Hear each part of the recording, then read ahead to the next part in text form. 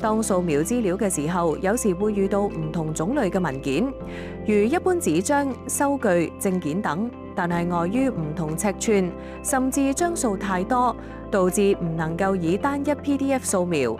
呢個時可用連續掃描功能，於設備主畫面點按傳送，於地址簿選擇傳送目的地，喺功能列表點按連續掃描，點按使用，將文件放置於送稿器或者放置於原稿台。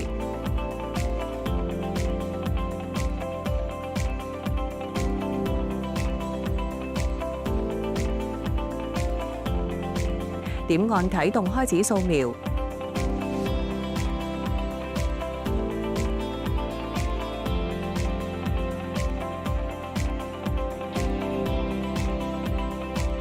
完成之後，再將文件放置於送稿器或者放置於原稿台。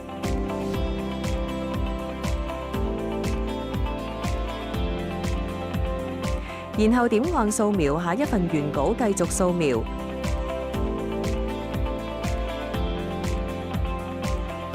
最後按掃描完成，結束掃描。